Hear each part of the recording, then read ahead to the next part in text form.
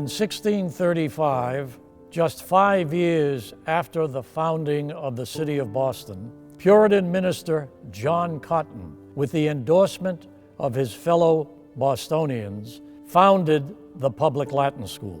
A headmaster was selected to be compensated with public funds, and so was established the first public school in the colonies that would one day become the United States of America. Through the Oral History Project, alumni will tell their own stories in the context of the Latin school experience.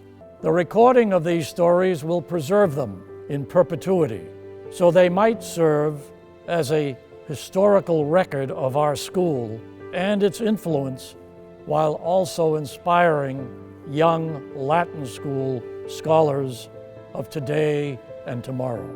Chapter 1 is told by graduates from the 40s and the 50s.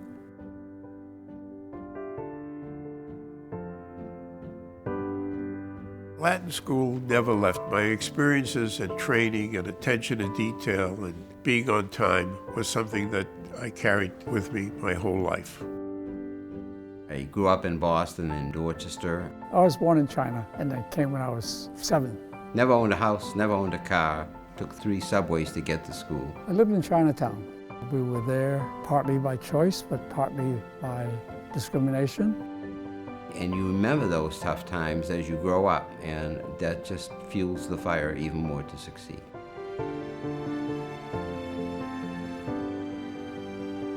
I can remember my first day at Latin school.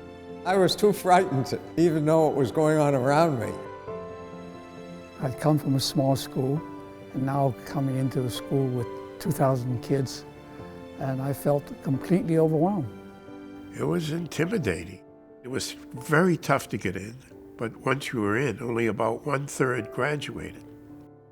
The one thing that sticks in everybody's mind who matriculated at Latin school is one of the first assemblies you go to, the headmaster at the time was Mr. McKim, gets up there and says to the 60s, look to your left and look to your right, because 2 of the 3 people probably won't graduate. It's very competitive, and that just sticks in your mind. I never saw the front of the building in 4 years. I mean, I was rushing. The whole point was, don't be late and study 3 hours every night while the other kids were out playing. And then you see all of the illustrious people that have been successful, their names on the wall, like Benjamin Franklin. And it really lit the fire in my belly to say, I can do this as well. It turned out to be a very important part of my life. The masters were seen as godlike, especially when we were 60s. All the rooms had these raised platforms where the masters sit, so that they were about a foot higher than the students in the classroom. Dr. Callanan, he was an English teacher who had a collection of classic comics. He wanted you to know that there was no point in making a book report using classic comics, because he had read them all. Connie Jameson, he was a part-time actor, and you could tell that in the way that he taught. He made things very, very interesting. He had a wonderful sense of humor. Paul Partridge was a paraplegic, and he came in his wheelchair every day. Wonderful teacher. I learned a lot from him. But there's a man that overcame adversity, and it was amazing. And even to this day, I remember his name, and that was over 60 years ago.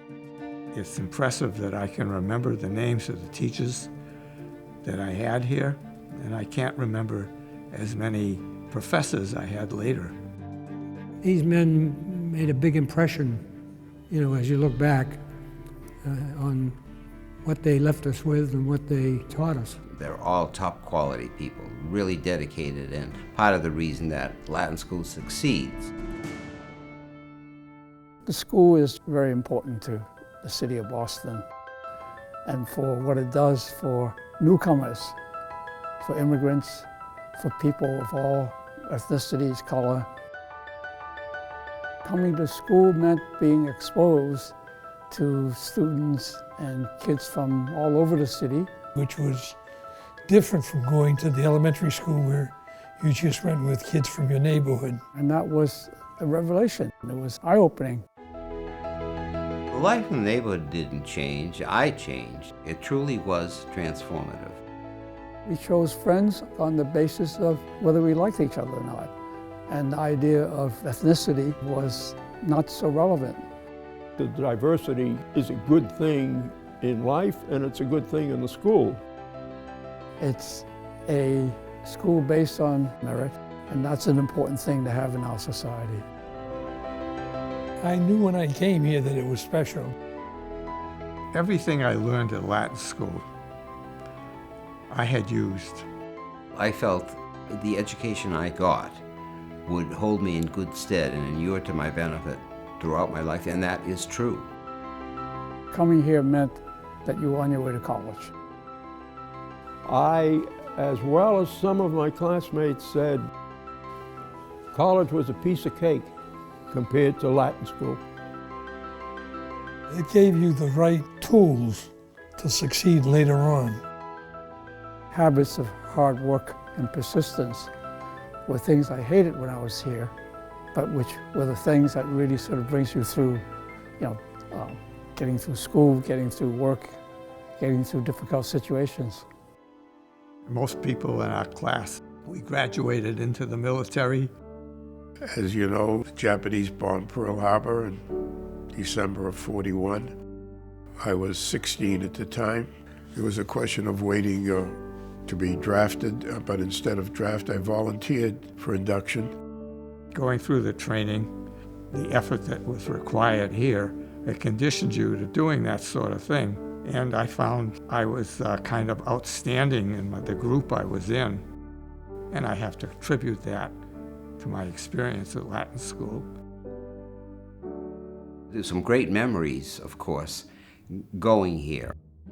At the time, it was all men, all boys. I was a cheerleader, and I'll never forget being in Harvard Stadium, cheering on our troops to victory. Things like that you really remember. And running for class officers and winning with a slogan, "Fruit can do it." And Danny shaved, and he was a chemistry teacher, and he used to fool around a lot, with the students, and he used to get them up and he'd say, "You're a bunch of hams, but hams can be cured."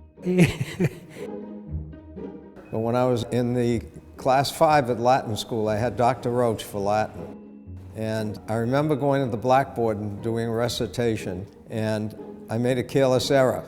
And Dr. Roach marked me down, and I said to him, that was just a careless mistake. And he said to me, "Goldman, the world pays for results." And I have never forgotten that.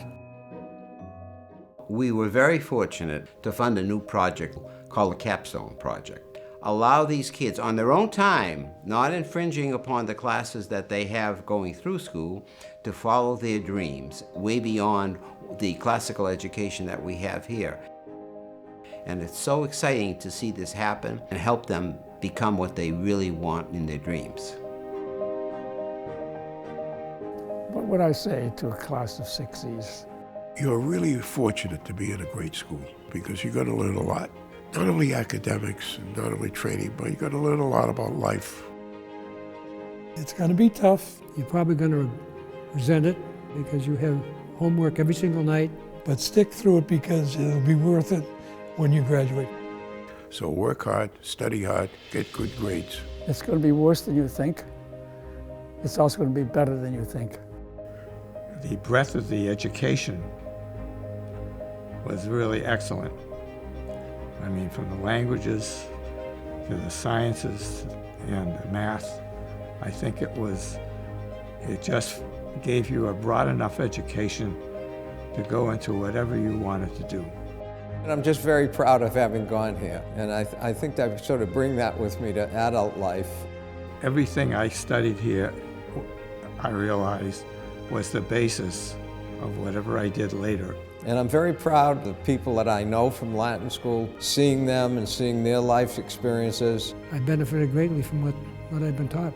Intellectually speaking, I think it had the greatest effect on my life of any of my other experiences.